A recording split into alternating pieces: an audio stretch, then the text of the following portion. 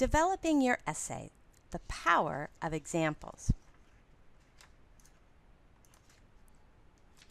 When professors talk about development, they're often talking about examples or evidence. Is there evidence? Is it good evidence?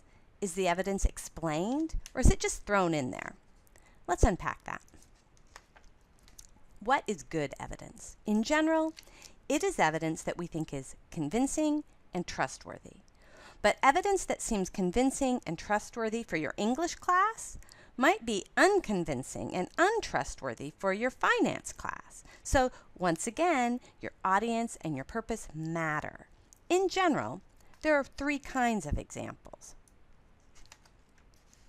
Hypothetical examples, things that might or could happen. This example is a good guess, but unless you're backing it up with survey data or statistics, it's hypothetical. When I see an example like this, my work is easy. I just write, maybe not. Maybe we won't see a lot of amazing beings once we find our ways into a parallel universe. Boom, I just crushed your example with 1 maybe, and your grade just went down. Anecdotal examples are stories from personal experience or that you've heard from others. Your discipline matters greatly when deciding whether or not to use these sorts of examples. Anecdotal evidence probably won't get you a good grade on your economics exam. Your professor could look at it and say, yes, but your sister's experience may not be reflective of a larger phenomenon or trend. Maybe your sister is just sort of obsessed cheese person, but give that same example in your social work class and your professor might think you have budding ethnographic talent. So how do you know if you can use anecdotal evidence? Ask your professor. You can also look at the readings you're assigned for class. Do they use anecdotal evidence? If so, maybe you can too, probably. If not, be careful. Textual examples, stories, ideas, statistics that you got from another source, say the newspaper. In most cases, your professor has been trained to believe that textual evidence is the gold standard of evidence. When you use it, you're speaking her language, and that can only serve you well. The beauty of textual example evidence is twofold. It often allows us to make believable arguments. If a Los Angeles Times article says California students are not making enough progress to be ready for college, I'm going to believe that more readily than if my sister says, oh, my daughter isn't learning a thing in her 5th grade class because her school isn't very good and no kids who go to California schools will ever be ready for college. The LA Times is a reputable source. I believe it. Textual evidence also lends our arguments authority because it is reputable. Does my sister have authority to make predictions about California students? Maybe. Maybe she's a school principal. If so, I need to say that. That might change everything. But if she makes cosplay costumes, then I don't see why I should believe her. Her daughter may not be representative of a larger trend. The LA Times? That's an important paper. Unless proven otherwise, I'm going to trust their evidence. Remember, you look good when you associate yourself with experts. So, associate yourself with experts by incorporating them, not just their ideas, into your work. Is your evidence just thrown in there? If so, I'm dissatisfied and confused. In the process of reading, I'm becoming very aware of where I, as the reader, am having to fill in the gaps.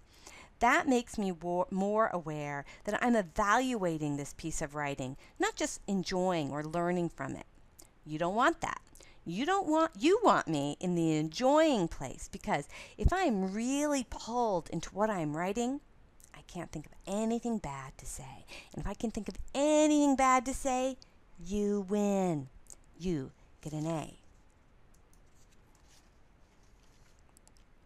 This is true even for things you've read and discussed in class, not just papers, utilizing outside research. The purpose of writing about things you've read in class is to prove you've read them and that you can analyze them and find interesting things to say about them.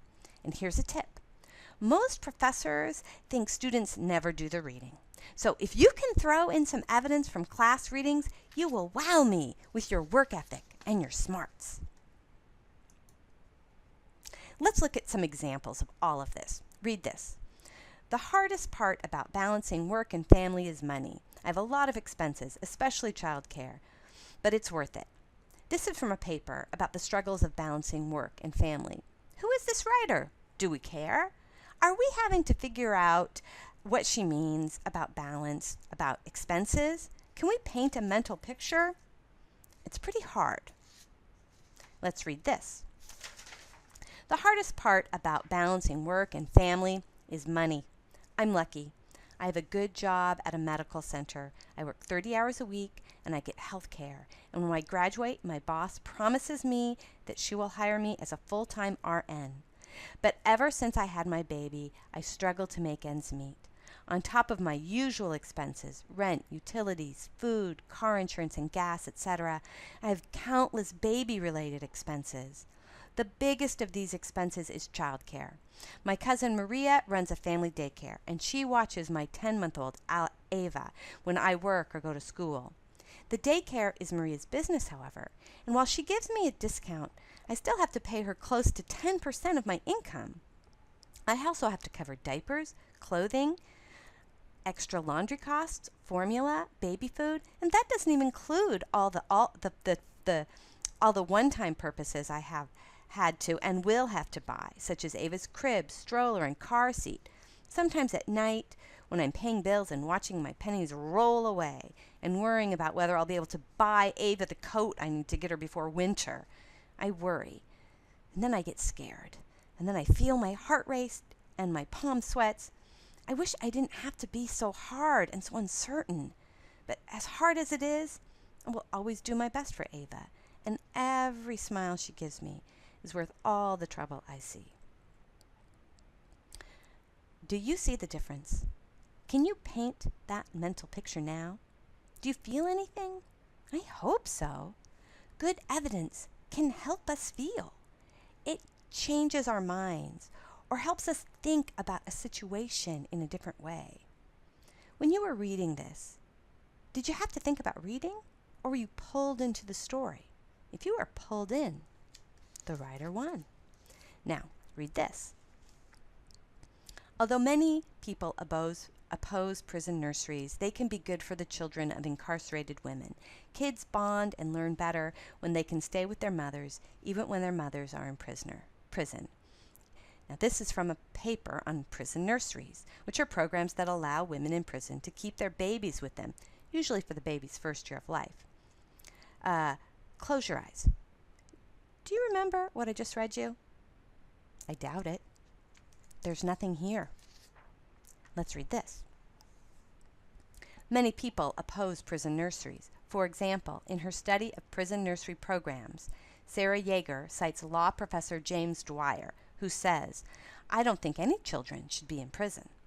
He argues that the sheer fact that their mothers landed in prison shows that they are unfit mothers. However, a recent longitudinal study by the Columbia University School of Nursing found something very different. The study found that babies in prison nursery programs had more secure attachments than babies not allowed in such programs. By the time they were 1 year old, babies who'd been allowed to stay with their incarcerated mothers had formed secure attachments at the same rate as the babies of middle-class, unincarcerated mothers. And by the time they are in preschool and no longer in prison settings, these babies also had lower rates of depression and anxiety than babies from similar circumstances who did not participate in prison nursery programs. Although controversial, it seems that there may be long-term benefits to prison nursery programs. Close your eyes. What do you remember now? I bet it's more than you remembered about the last slide. Why? Because details and examples are the proteins of writing. They fill you up and give you lasting energy, like a steak or a nice lentil loaf. But to work, they need context. They need explanation. and they need those names and sources that make them and you seem reliable. Memorable writing has meat. Without well-developed examples, your writing is like cotton candy. It may seem sweet and easy, but it's fleeting. Taste it, and it evaporates in your mouth, leaving you empty and feeling kind of gross. You want people to remember what you wrote. You don't want your reader to feel empty. You want them to feel like they've learned something. So, examples. Add them to your toolbox. They're one of the best tools essay writers possess.